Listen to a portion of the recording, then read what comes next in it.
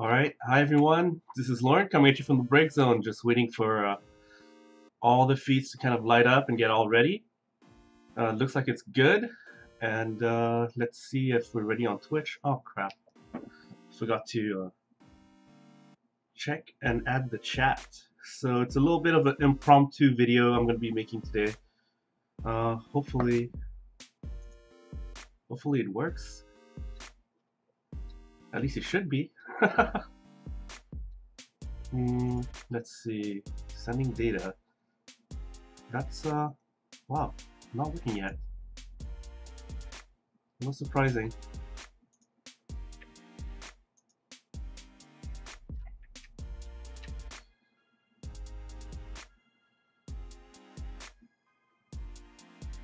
Okay.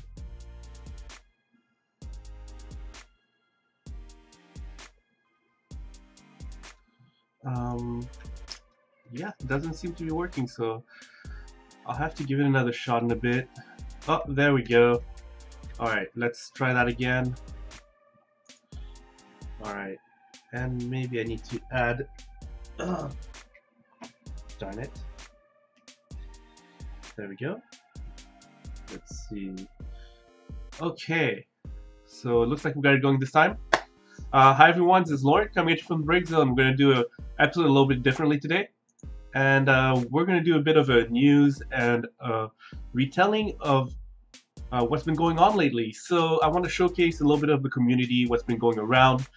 And big shout out to, well, FFTCG for providing us all this info about what decks people are posting that they've been playing lately. And definitely shout out to the East Coast and the RVA returners. They run the weekly events as well as many other events coming up. I'm going to be discussing the events that are coming up, well, we're going to go a little bit back in time in terms of discussing the decks and the progression of people deck building for Opus VII leading up to the World Championship that'll be coming up, and I'll be discussing that as well. So, like I said, big shout out to RVA guys right here having their weeklies. Well, Turbo's still around right here for Opus 7. Let's see what Opus 7 has brought to that deck. Well, there's a Goblin right over here. So that's a little bit of a different take on everything. It's nice to have a way to deal additional damage by discarding the card. So it's it kind of saves you on resources, right? Like normally when you want to play a card, you have to pay CP. In this case, you only have to discard it. So that's a technical 2 CP because that's what people value cards at. And otherwise, the monster coming back from the break zone to your hand. I mean, you could bring back Jesper, which is a bit of a big deal. And let's see, Opus 7, Snow, also making a showing in this case. All right, let's look at the next deck. Third place came in with Adam Lane. Anybody familiar with Adam Lane?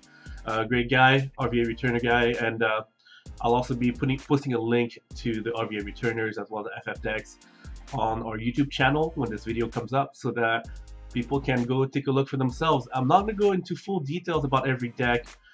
In case I want to do a deck tech, I will be reaching out to, well, any kind of content creators and the people that made the deck, perhaps to ask them a couple of questions regarding the inside, the experience playing the deck.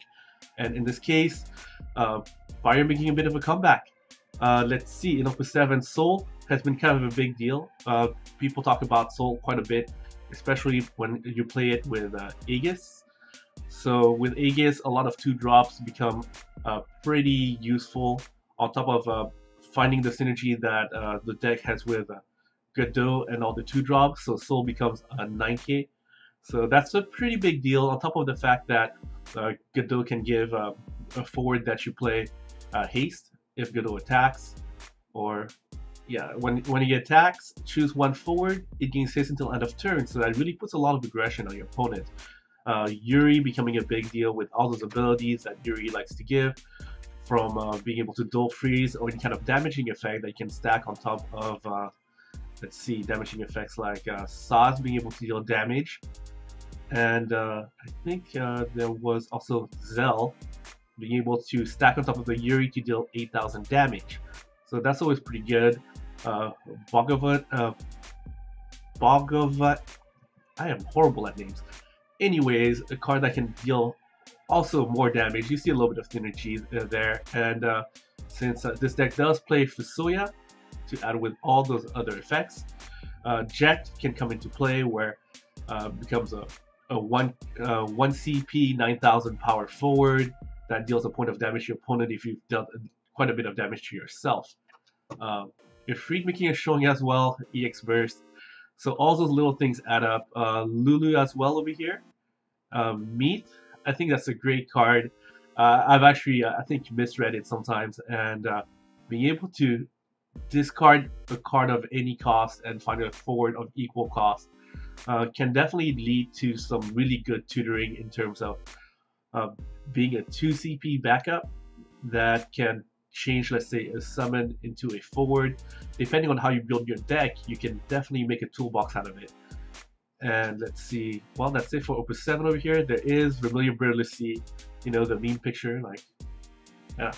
Anyways, always good times. And yeah, Fire, if you missed Fire for a while, using all these damaging effects, as well as Manas Vin Warmech to stack them on top of each other, will be a good time. Alright, let's see. No one can extinguish the light within us. Oh, goodness. Alright, Chris. Let's see what he's got over here. Well, Soul, definitely there. Aegis. People are really liking those cards. And let's see. Eject. And oh, Yojimbo on top of Titan. Jesus, that's a lot of EX Burst damaging effects. And I've seen Cases make a bit of a comeback lately. I think that's a pretty good card personally, and it's a good time. Lulu here too, Meath. Yep. And let's take a look at what won that event. From Colin over here, Mono Water with Halicarnassus, Ferris. So that's gonna be a Final Fantasy V base deck then. And let's see what else. I haven't seen Poo Poo a lot lately, but it's nice to see it making a comeback.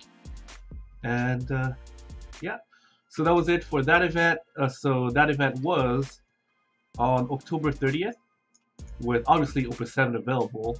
Now we're going to move on to an event that they had a couple days later, Soldier Series. It was really fun. They had actually a stream. Unfortunately, the VOD is not available at the moment. Hopefully they'll be able to put it up eventually. And there's been a ongoing joke in the US about the McRib making a comeback. It's returned lately at McDonald's, and so here the what was it? McRib appreciation. Oh goodness, some of these deck titles are really fun to read. Anyways, so you're gonna have Noctis because you're playing Earth, and the Prish package in this case, one of this Prish. Oh, there's 1, 2, 3, 4, 5, 6. There's 9 Prishes, and this Prish was actually used a decent amount. The one from Opus 3, the legendary. For a while, people were trying to play the Prish.deck, and now she has a little bit of a bigger sister or bigger version of herself as well, a 9 CP Prish. And if let's see. The Opus 4 Prish breaks, you'll be able to put another Prish from your hand onto the field dull by playing 1 Earth. And if the 6 CP Prish is broken, you'll be also able to play a Prish from your hand onto the field. Jimbo making a showing here too. Ooh. Zagnal. Also triggering off of, 6 CP Prish, 9 CP Prish, let's see, Midfilia, Shantoto, Tama. So you definitely have a lot of ways to turn a 2 CP monster into a 9000 power forward. So that's a good time. Fusoya being in here as a 1-of so that you can trigger your Noctis when you feel like it. And since you're playing Mono Earth, there is a combination of 2 Anacro, as well as right here Ingus to give your your forwards plus 1000 power each. And I'm gonna guess there is. Oh, surprising, no Ramon. Okay. Saiyans. Let's see what changes they made to Saiyans from other decks. From Opus 7, adding Zapped to be able to get the Ramus in case you're playing against monsters, and Quirrell. So I kind of like the card, but I'm still kind of iffy on it. It definitely made a splash in Sealed, but in terms of Constructed, the verdict's still out. And let's see. That's most of the Opus 7 cards. I ranked my Grims, not strategies. Alright, let's see. Oh, well, Gilgamesh Deck. Oh, goodness. That's a lot of cards.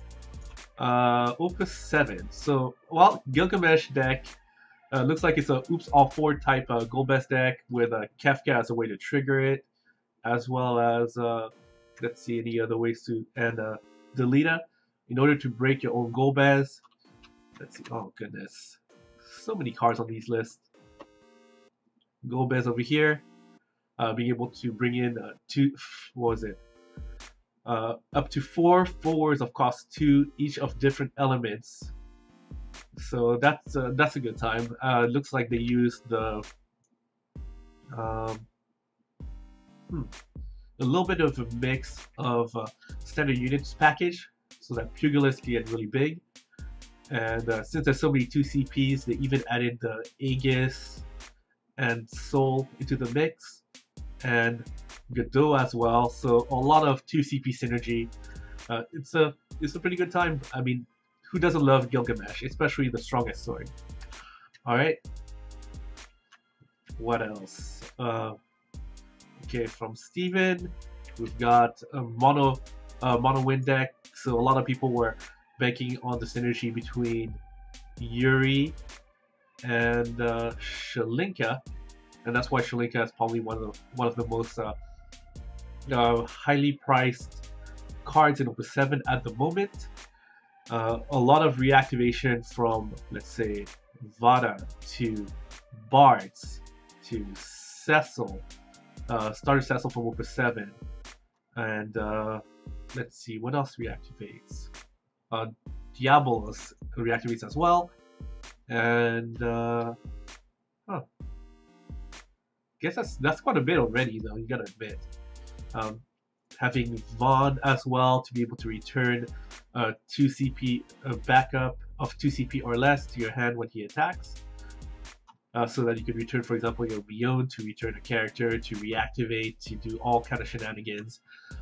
Yuri being so useful with so many backups and backup activations is going to be a good time. You should give it a try. I mean, it's been a while since Mono Win has been up there as one of the most as a powerful deck, as a powerhouse, and so it'd be really interesting to see people play it more often. Okay, prefer the term connoisseur. Alright, well, Turbo Discard, let's see, they added Babliz, and they used a DGS package. What else did they add? Oh, Umaro package as well, so they could search out your Jesper, and Gremlin for a little bit of body, and Snow. Alright, we're not tools, we are hope. Alright, Adam. Ooh, Furion starter. Oh yeah, that's right, I saw it on stream.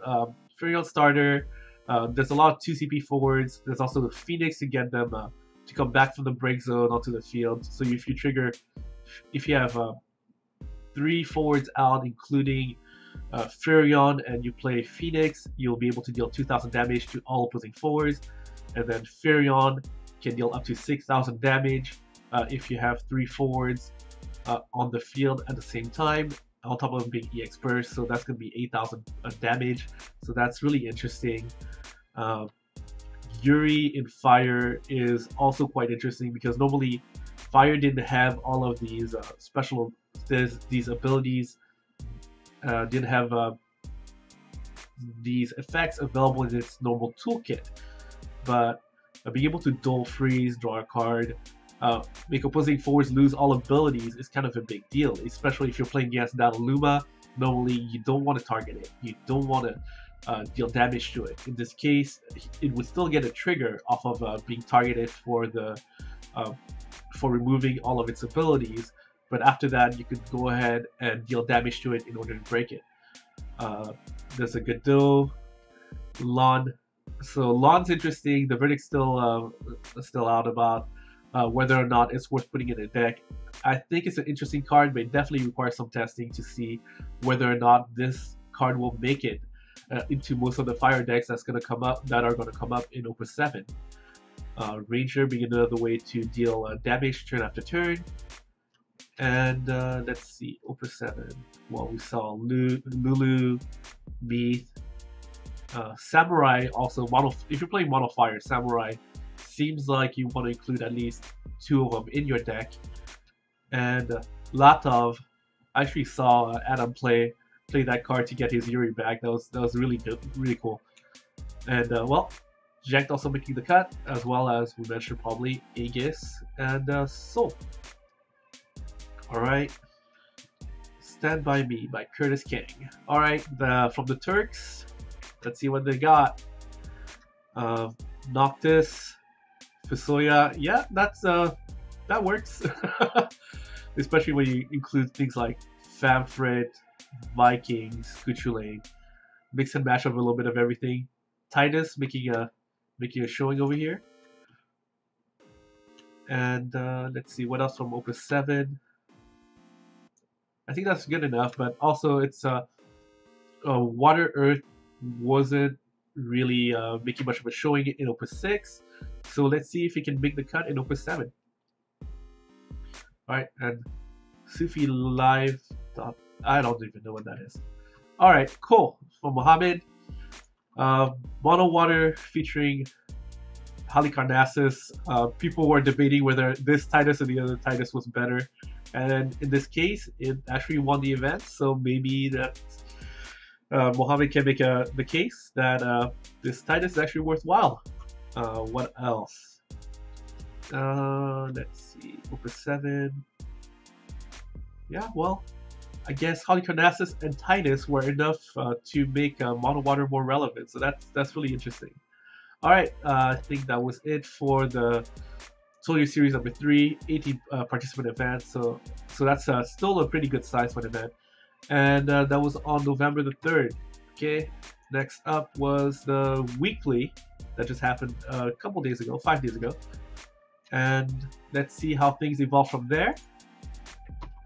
Well, a little bit of a mid-range ice over here, featuring Laswell, as well as Time Mage as a mini Genesis. Yuri, because ice can't duel and freeze things enough. And Sephiroth. Sephiroth, the one-winged angel. Alright, and since you're playing mid-range ice, you're playing Flan instead of Jesper. Chu Chaspel making a little showing because it's a pretty cool card. Bard, it did really well in sealed, and is it too slow? Is it hard to fit into a deck now? Well, it worked over here. And well, Snow, as expected, is making a showing here and there in decks that have ice. Alright, this kit's got quite a lip by Adam. Alright, let's see, we've got Noctis. Oh goodness, Doluma. I expect to see a lot of Dolumas in the near future. Galuf, really, I think it's a cool card. I want to see it played quite a bit. I want to see how people are going to make it work. But overall, I like the effects on it. Checked, Vermilion Bird. People always love this card, especially since they got to use it in Opus 5 pre-release. This card was just amazing. And, well, Lulu, Meath, as expected. Ooh, Graviton. Yep, giving you a little bit of a boost. And I suppose, I'm surprised that Pyrovere is making a showing, but I'm sure there's a reason why. Okay. Running through the 6th with Minwoo. Halicarnassus. Strago. Haven't seen him since I think it was Matthew Rice used them in Toronto. And Sets are making a bit of a comeback in mid-range. So Locke and Celis are in here. And Shiva. Interesting. Haven't thought too much about this Shiva. I think it's an interesting card. Especially if you expect aggressive decks to go against you. And Terra. Oh, no wonder there's a decent amount of summons. He's playing a Terra deck. And Snow. A lot of people were thinking about it. Let's dull everything we can see from Terra and Snow. That's a really good time. Alright, and Not Quite My Tempo by Curtis. Alright, mid-range Ice, Laswell, Yuri, Sephiroth. Yeah, it looks similar to some of the other lists too.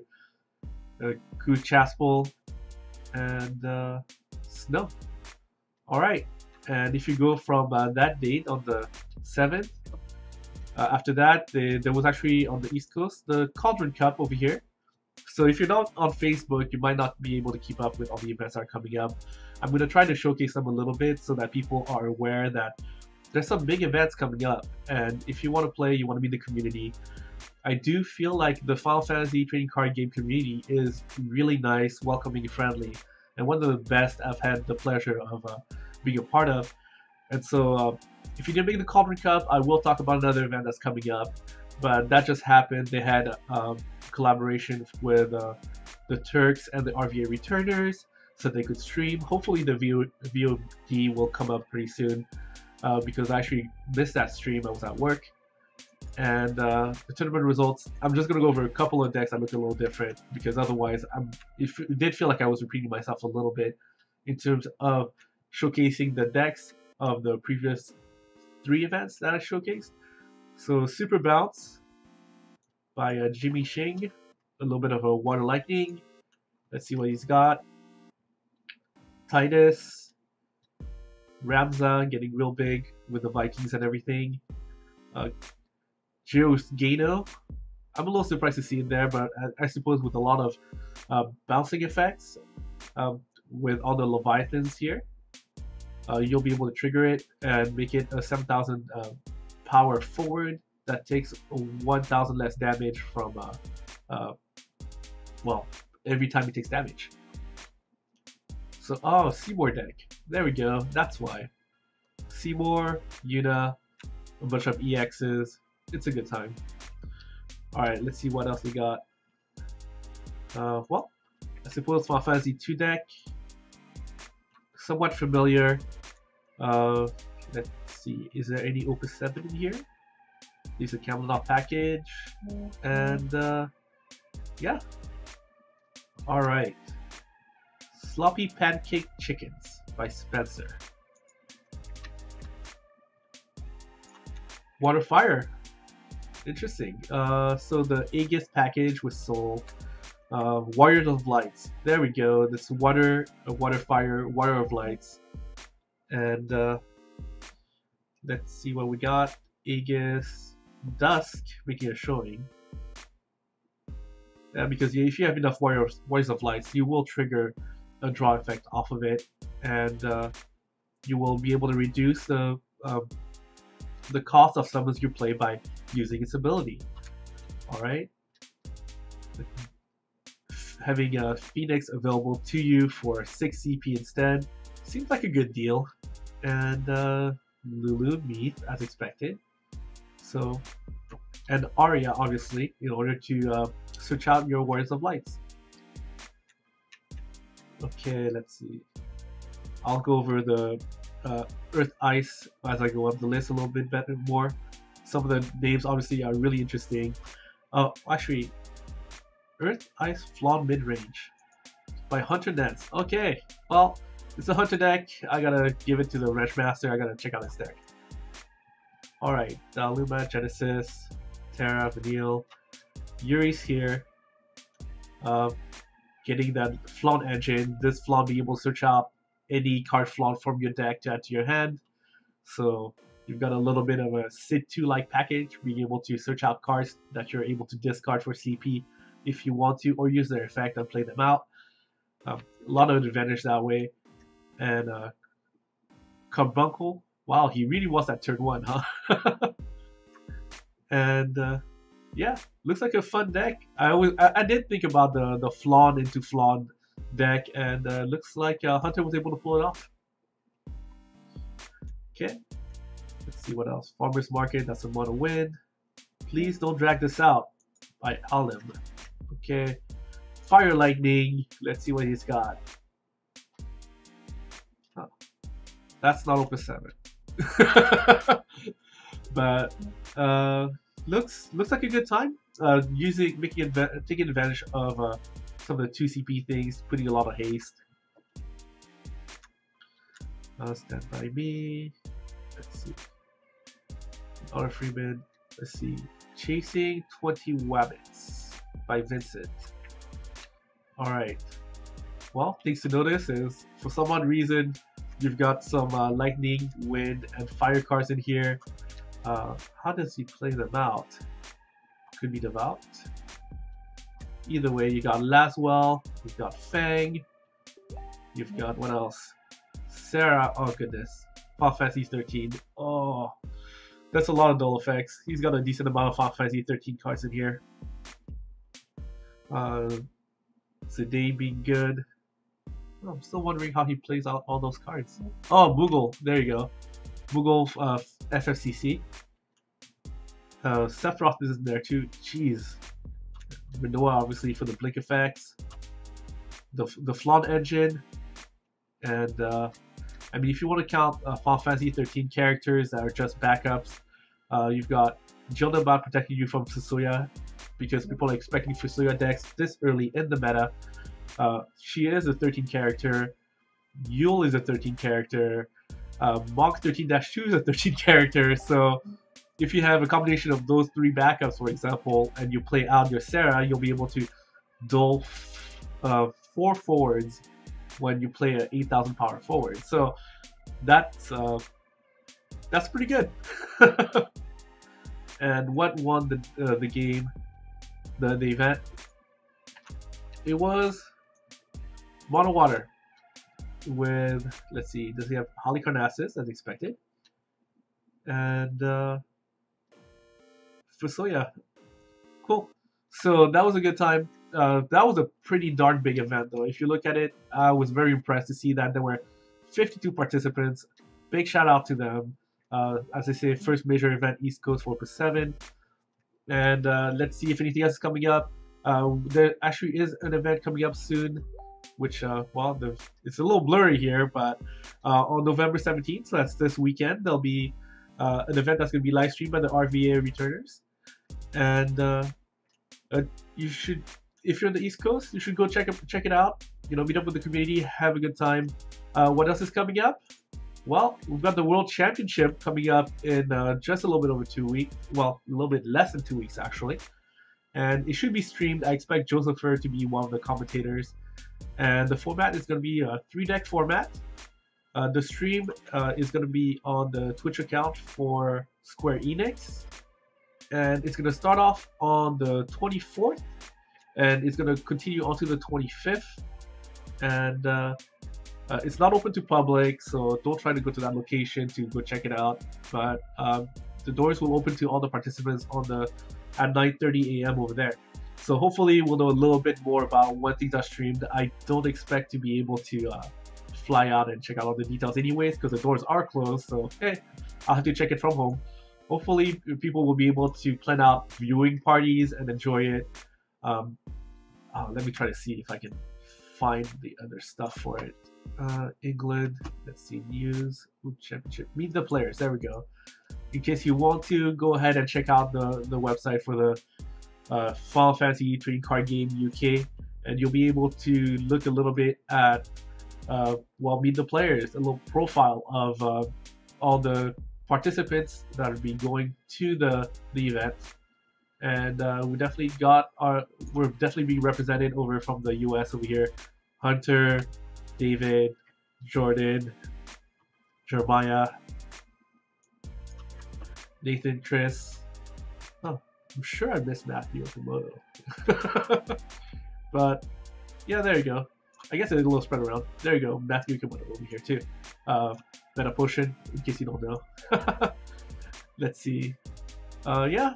So yeah, even Jordan, I think, commentated on an event they had over in Canada just a couple weeks ago. That was a good time. Okay, what else is coming up? There is the brief exit. Don't look at those things. Turn. They weren't supposed to be there. Anyways, so there's gonna be the Brave Exvius event coming up too over in Long Beach. I try to find out all the details about it, but if you sign up for it and you get there, everybody's gonna get Last Wall promo. So that's from Opus 7, as well as a really cool box, and people really want those things. And last but not least, we've got the reunion coming up. That's a little bit further out though, but I do want people to make their plans. This event sounds like it's going to be huge. Thanks to James Lockwood for putting it together. He's one of the admins for the Final Fantasy trading card game Facebook US page, and I think this is the second year running. He did an event like that last year. It was a good time. It's going to be streamed by Chris Adam and Matt Rice. It's going to be on January 12th over in Florida. So do make your plans, but it's going to have a lot of price support, and it's even going to get a little bit of a price support from Square Enix as well, I believe. Let's see. They even made a little cool video about it. And some of the other stuff coming up. Let me see if I can see.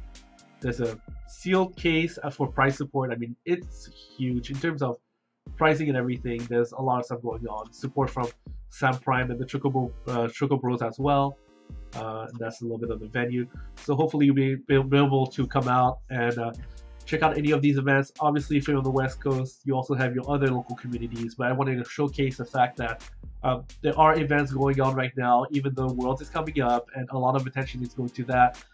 Please go to your local game stores, meet the community, have a good time, play with your friends. Obviously, there's also the Meta Potion, as well as the Zodiac Braves over in Northern California, having a circuit as well.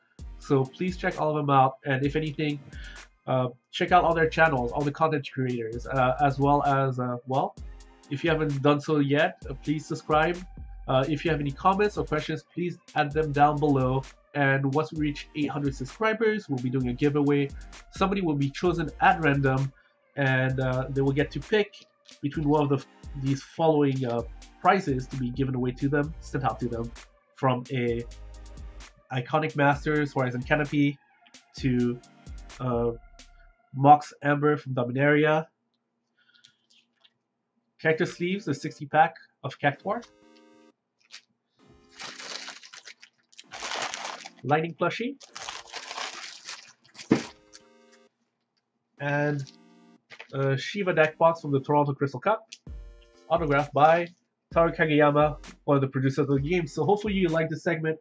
I'll try to do it once in a while to keep people up to date in case they don't log onto Facebook, they're not part of the groups. If you're not, you probably should. You get to meet the community and talk to everybody else. It's a really good time. Otherwise, I will try to keep you guys all up to date so that you are aware that there are a lot of events going on throughout the year, all the time, throughout the country. So thank you for tuning in, and we'll catch you next time.